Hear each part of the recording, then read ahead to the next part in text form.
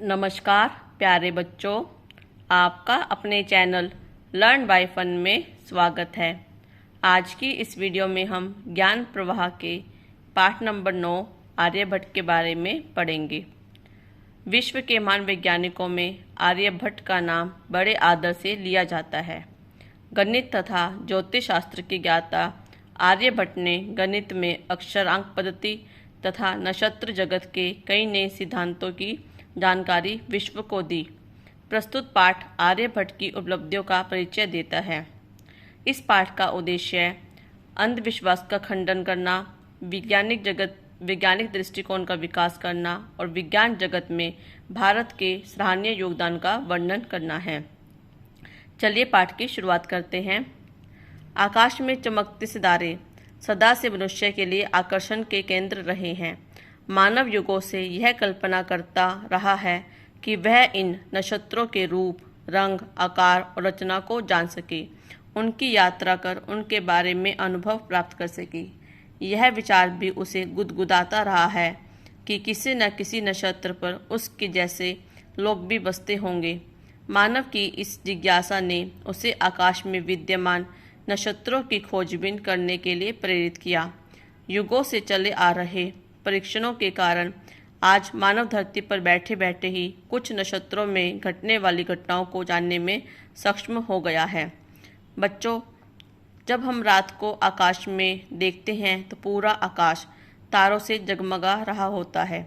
कुछ तारे तो बहुत प्रकाशमान होते हैं, बहुत चमकीले होते हैं, और कुछ तारे बिल्कुल अंधकार में, यानी कि लगता है कि वो फीके फीके से हैं, उनकी खुद की कोई रोशनी नहीं है।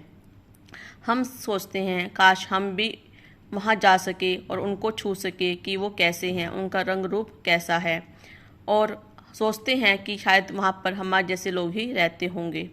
मानव की इसी इच्छा ने उसे नक्षत्रों की खोजबीन करने के लिए उकसाया, और मानव की युगों की तपस्या के कारण ही आज मानव धरती पर बैठे बैठे आकाश में होने वाली घटनाओं को जान सका है। परीक्षणों मतलब खोज। आज मानव ने अंतरिक्ष जगत की न केवल यात्रा कर ली, अपितु वहां अनेक प्रयोगशालाएं भी स्थापित कर ली है, जो नक्षत्रों में होने वाली हर गतिविधि के चित्र तथा गणनाएं पृथ्वी पर भेजती रहती है। यह सब 30-40 साल में संभव नहीं हो पाया। यह तो अनेक वैज्ञानिकों के वर्षों के सतत प्रयास का परिणाम है। सतत मतलब निरंतर प्रयास का परिणाम है। बच्चों, आज इंसान ने वैज्ञानिक जगत में इतनी उन्नति कर ली है कि वहाँ पर उसने प्रयोगशालाएं भी स्थापित कर ली है, जहाँ पर वो कई तरह के प्रयोग करता है।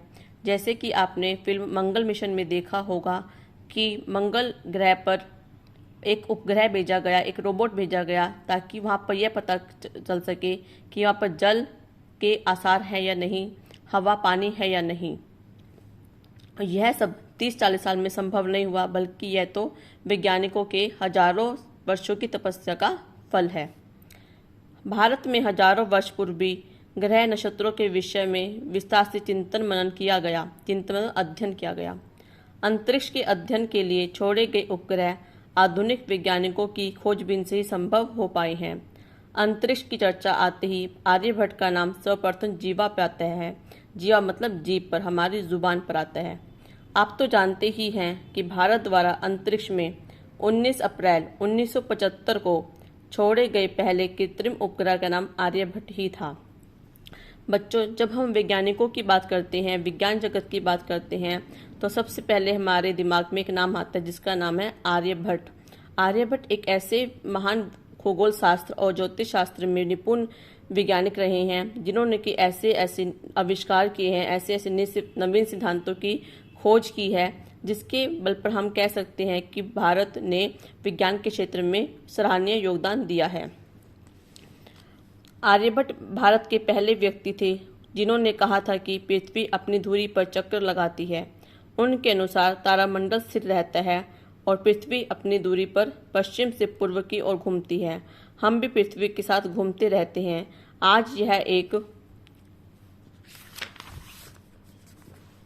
वैज्ञानिक तथ्य है, पर उस समय लौकिक मत में ऐसी बात करना पाप समझा जाता था, क्योंकि धर्म ग्रंथ भी यही कहते हैं थे कि पृथ्वी स्थिर है। जो हमारे धर्म पुराण है, हमारे जो ग्रंथ ग्रंथ है, उनके अनुसार पृथ्वी स्थिर है। लेकिन आर्यभट्ट जी ने जब यह खोज की कि धरती गोल है, स्थिर नहीं है और धरती सूर्य से एक निश्चित दूरी पर अपने ही अक्ष पर चक्कर लगाती रहती है, तो इसका विरोध किया गया। उस समय धर्म का बहुत मान्यता थी और उनके अनुसार अंधविश्वास बहुत ज़्यादा फैला हुआ था और धर्म ग्रंथों में यह माना गया था कि पृथ्वी स्थिर है, पृथ्वी गोल नहीं है। आर्यभट्ट के जन्म स्थान और जन्म तिथि के विषय में निश्चित रूप से कुछ नहीं कहा जा सकता। कुछ संकेतों से मालूम होता है कि वे पाटलिपुत्र वर्तमान पटना के निकट कुसुमपुर के निवासी थे। वे बचपन से ही प्रतिभाशाली थे। गणित और ज्योतिष दोनों क्षेत्रों में उनकी गहरी रुचि थी। कुछ लोगों के अनुसार आर्यभट्ट अश्मक नामक जनपद के निवासी थे, परंतु गणित और ज्योतिष के गहन अध्ययन के लिए ही वे पाटलिपुत्र गए थे। अब इस पैराग्राफ में आर्यभट्ट के जन्म स्थान और जन्म तिथि के बारे में बताया गया है। इतिहासकारों के अनुसार आर्यभट्ट का जन्म 476 ईस्वी में हुआ था, लेकिन उनके जन्म स्थान के विषय में कुछ भी नहीं कहा जा सकता कि वो कहाँ पर पैदा हुए थे। इतिहासकारों के अनुसार वो पाटलिपुत्र के निकट कुसुमपुर के निवासी थे और उनकी गणित और ज्योतिष में गहन रुचि थी। उन्होंने मगध सम्राट के नालंदा विश्वविद्यालय से अपनी विद्या ग्रहण की और उनका गणित और ज्योतिष में अच्छा ज्ञान होने के कारण उन्हें नालंदा विश्वविद्यालय का कुलपति भी बनाया गया। आर्यभट्ट को ज्योतिष सम्राट कहा जाता है, पर गणित में भी उन्हें विशेष कुशलता प्राप्त थी। इन विषयों में उन्होंने अनेक पुरानी मान्यताओं का खंडन कर नवीन मतों की स्थापना की। वे स्वतंत्र विचारों के व्यक्ति थे और किसी भी दबाव में आकर पुरानी गलत बातों को स्वीकार करना उनके स्वभाव के विरुद्ध था। आर्यभट्ट को ज्योतिष सम्राट यानी कि आकाश में जो उपग्रह हैं उनकी गतिविधियों का जो ज्ञान कराता है उसको हम बोलते हैं ज्योतिष सम्राट, और उनकी गणित के क्षेत्र में भी विशेष कुशलता प्राप्त थी। उन्होंने अंधविश्वास से भरी ग्रंथ ग्रंथों में भरी हुई जो मान्यताएं थी उनका उन्होंने खंडन किया है और विज्ञान के मत पर उन्होंने नवीन मतों की स्थापना की है। और वो स्वतंत्र विचारों के व्यक्ति थे। उन्होंने हमेशा से पुरानी रूढ़िवादी विचारों का खंडन किया है, अंधविश्वास का खंडन किया है और उन्होंने कभी भी किसी के दबाव में आकर पुरानी बातों को स्वीकार नहीं किया, क्योंकि उनके स्वभाव के विरुद्ध थे। आर्यभट्ट ने अपने अनुभवों और विचारों को आर्यभट्टियम नामक ग्रंथ में संकलित किया। इस ग्रंथ को आर्यभट्टीय भी कहते हैं। संस्कृत भाषा में लिखी यह पुस्तक पद्य में है। पद्य मतलब 2 लाइनें जिसे बोलते हैं ना पद्य, क्योंकि उस समय अधिकतर रचनाएं पद्य या श्लोकों में ही लिखी जाती थी। उनकी पुस्तक के एक श्लोक के आधार पर कहा जा सकता है कि आर्यभट्ट उस समय केवल 23 वर्ष के थे जब यह पुस्तक लिखी गई थी। ना यह आश्चर्य की बात, क्योंकि इतनी छोटी आयु में धर्म ग्रंथों पर परंपरागत धारणाओं का खंडन कर नवीन विचारों और धारणाओं की स्थापना करना कोई आसान काम न था। पर आर्यभट्ट थे भट्ट यानी कि योद्धा, और योद्धा का काम है लड़ना। वे जीवन भर पुरानी बातों के विरुद्ध युद्ध करते रहे। जब आर्यभट्ट 23 वर्ष के थे, इतनी छोटी आयु में उन्होंने धर्म ग्रंथों में जो परंपरागत धारणाओं था उनका खंडन किया और उन्होंने अपने अनुभवों और विचारों को आर्यभट्टीय नामक ग्रंथ में लिखा, जो संस्कृत भाषा में लिखा हुआ था और जिसे आर्यभट्टीय भी कहते हैं।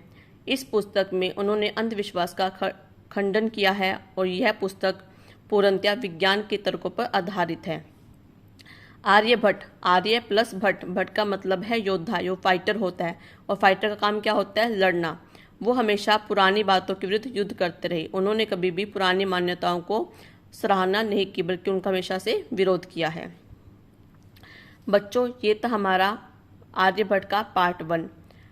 आर्यभट्ट एक महान वैज्ञानिक हैं जिन्होंने हमें बहुत से नवीन सिद्धांतों का उजागर, नवीन सिद्धांतों के बारे में जानकारी दी है। उनकी गणित और ज्योतिष में गहन रुचि थी।